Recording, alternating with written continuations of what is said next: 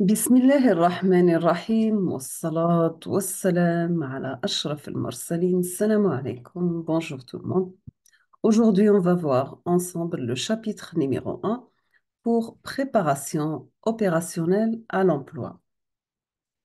Donc, le module, c'est bien entre entrepreneuriat et management d'entreprise.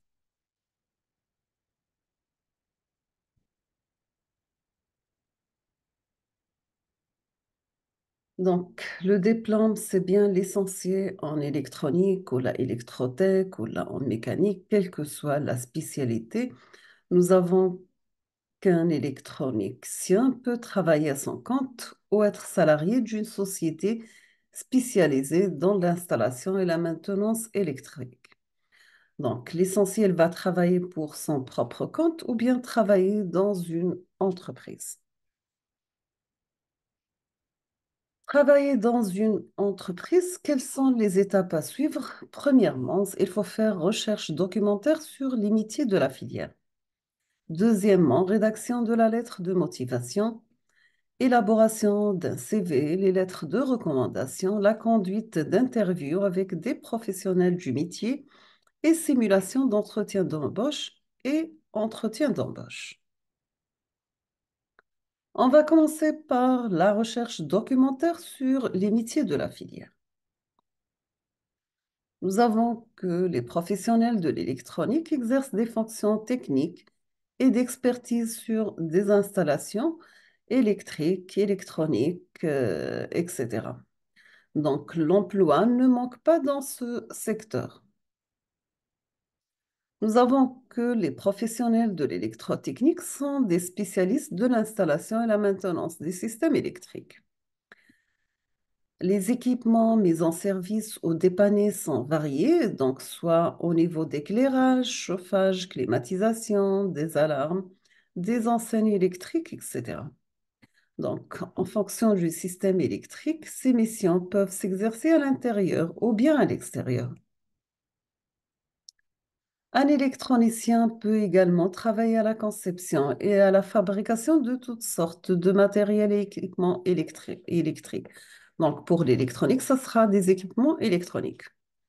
Et là, alors, pour mission de dessiner les plans de matériel électrique, exemple les moteurs, les transformateurs, etc., en utilisant un logiciel spécifique. L'électronique regroupe des domaines d'application très variés. On trouve les installations électriques des bâtiments et travaux publics au niveau des chantiers de construction ou bien de réhabilitation. Nous avons aussi les équipements individuels et les équipements professionnels et de l'industrie. Un électronicien doit s'informer régulièrement de l'évolution des normes électriques en vigueur et des innovations technologiques pour le recyclage. Pardon. La capacité d'adaptation, rigueur et concentration sont nécessaires pour exercer ce métier. On passe maintenant comment rédiger un CV. Un CV, donc, c'est une expression signifiant déroulement de la vie. Définition, donc un CV, c'est un document qui constitue le point de départ de toute candidature que dépose un demandeur d'emploi ou un professionnel à la recherche d'un meilleur poste. Un CV est personnel, donc l'idéal est de créer un modèle personnalisé à son image et ajusté au poste à pourvoir. Pour les jeunes diplômés, il est conseillé de rédiger un CV, d'une page maximum. Sachant que le CV comporte l'état civil, un titre, le cursus professionnel, les formations et les diplômes en rapport avec la situation. Donc, vous trouvez les cursus scolaires, universitaires, formations professionnelles, continues, etc. On trouve aussi les compétences particulières, le savoir-faire et le savoir-être, éventuellement développées à titre personnel. On trouve les langues parlées et écrites, la détention d'un permis de conduire, d'une qualification particulière, la maîtrise d'outils informatiques, participation à des associations, des loisirs, sport, culture et voyages. Maintenant, on va passer comment rédiger la lettre de motivation. La lettre de motivation, par définition, c'est un document d'une page maximum adressé à un recruteur pour lui faire part de votre volonté de travailler avec lui, tout en lui faisant valoir vos qualités pour le poste. Il existe deux types de lettres de motivation. Donc, vous avez la candidature spontanée, la lettre qui répond à une annonce. Et nous avons que l'organisation de la lettre évoluera en fonction du niveau d'expertise du candidat. Complémentaire du CV, la lettre de motivation se doit être adaptée à l'entreprise et au poste convoité. Il y a autant de lettres de motivation qu'il y a d'annonces. En effet, pour bien faire passer votre candidature auprès d'un recruteur, le fait de s'intéresser à son entreprise, de montrer que vous avez des informations et que vous savez où vous postulez est du meilleur effet. Il faut mettre en évidence les qualités que vous n'avez pas pu expliciter dans votre CV. Le fond ainsi que la forme doivent être conformes aux standards. L'orthographe et la grammaire doivent être correctes, la formulation également, et surtout qu'elle soit claire, pardon. Enfin, avant de passer à la rédaction de la lettre de motivation, renseignez-vous suffisamment sur l'entreprise. Deuxièmement, quelles sont les données objectives et données subjectives? On va commencer par les données objectives. Donc, on trouve les diplômes, les parcours professionnels, les expériences, les langues parlées, les outils informatiques et les logiciels maîtrisés. Maintenant, concernant les données subjectives, donc ce qui forme votre caractère, vos qualités appliquées, sérieux, ponctuel, organisé, motivé, rigoureux, etc. Troisièmement, pour la forme, la lettre de motivation s'écrit en 5 parties. Chaque partie doit être rédigée avec soin. Vous trouvez l'adresse, donc la vôtre et celle du destinataire, l'objet et la date. Dans cet exemple, donc, euh, votre nom, prénom et votre adresse, l'adresse du destinataire et l'objet de votre lettre de motivation avec la date. L'année et la date et le lieu, bien sûr. Donc, pour une entreprise, vous devez montrer à l'entreprise que vous la connaissez, que vous avez suivi son parcours. Renseignez-vous sur ses objectifs récents. Donc, voici un modèle. Pour le candidat, vous, donc, il faut mettre en évidence votre expérience, les diplômes pour un jeune diplômé, vos emplois précédents au stage et tout ce qui peut intéresser l'employeur, membre actif d'une association, dégager des obligations du service national, etc. Indiquez là où vous êtes, là où vous en êtes, fin d'études, en recherche d'emploi. Cela permet au recruteur d'avoir une idée de votre disponibilité. Pour l'entreprise et vous, donc, vous imitez en avant vos compétences au service de l'entreprise afin de donner envie à la personne qui vous lie de vous recevoir en entretien.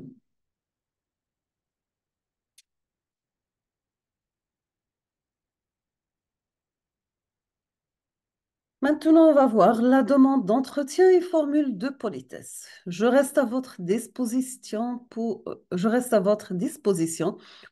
tout entretien que vous jugerez nécessaire, dans l'attente de vous rencontrer, en espérant vous rencontrer prochainement, restant à votre entière disposition pour m'entretenir avec vous d'une possibilité de collaboration.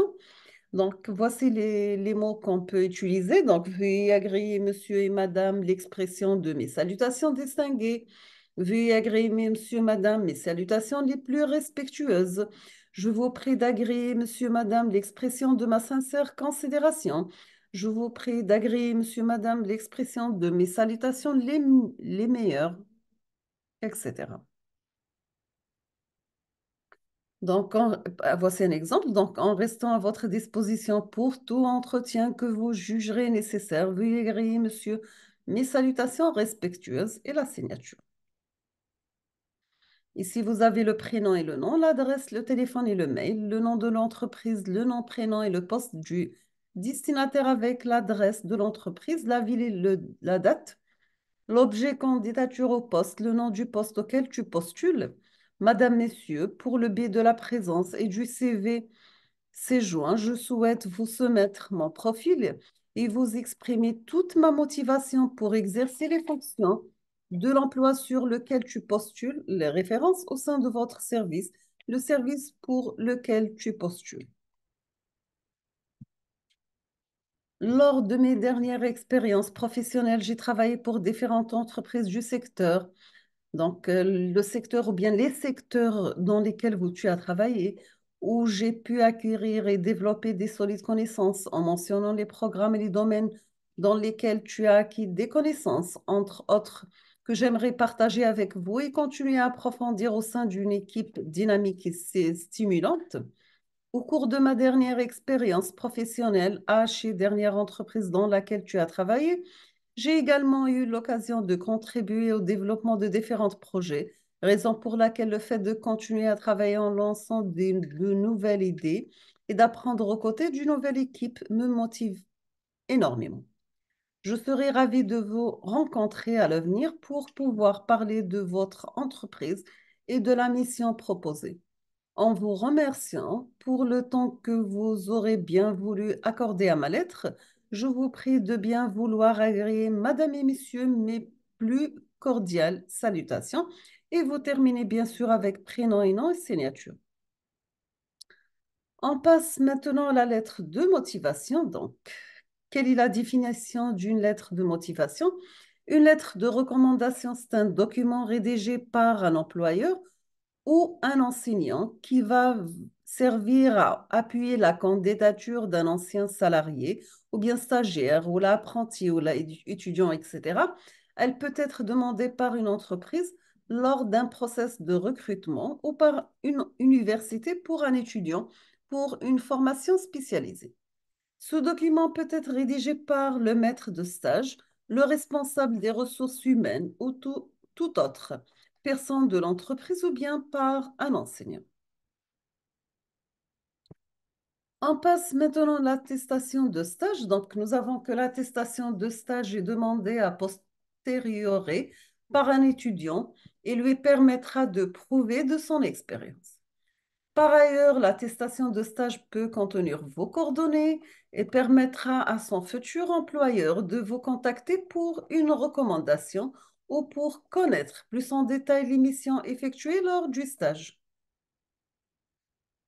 Nous sommes arrivés à l'entretien d'embauche. C'est quoi un entretien? Pourquoi passe-t-on un entretien d'embauche? Qu'est-ce que le recruteur cherche à savoir en faisant passer un oral au candidat?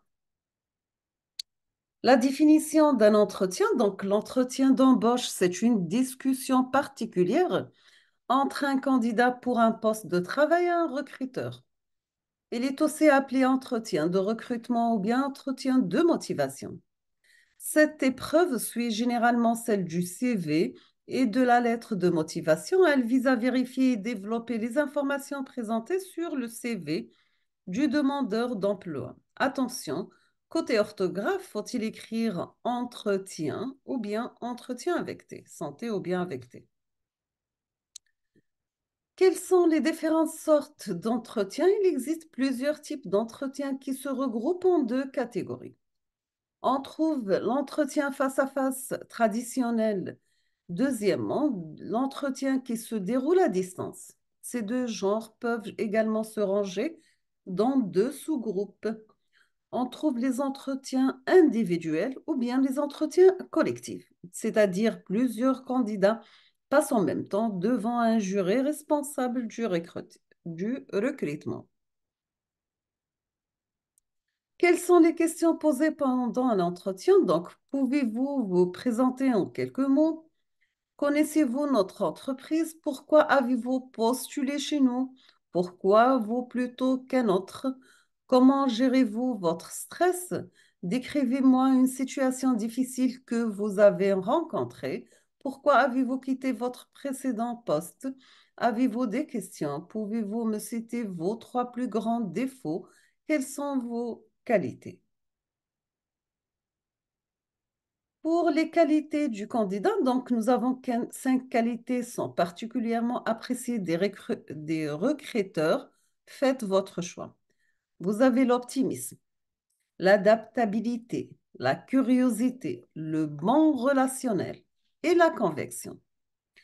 Les défauts du candidat qui font fuir le recruteur, c'est l'agressivité, le manque de rigueur ou la prétention, bien ce qu'on appelle en arabe tadahur. Donc, un conseil pour qu'un défaut soit constructif, essayez de mettre en perspective un échec professionnel avec un trait de votre caractère et rebondissez sur un axe d'amélioration. Nous sommes arrivés à la fin de ce chapitre, donc je vous remercie infiniment pour votre attention. N'hésitez pas si vous avez des questions et à la prochaine vidéo, Inch'Allah. Merci beaucoup.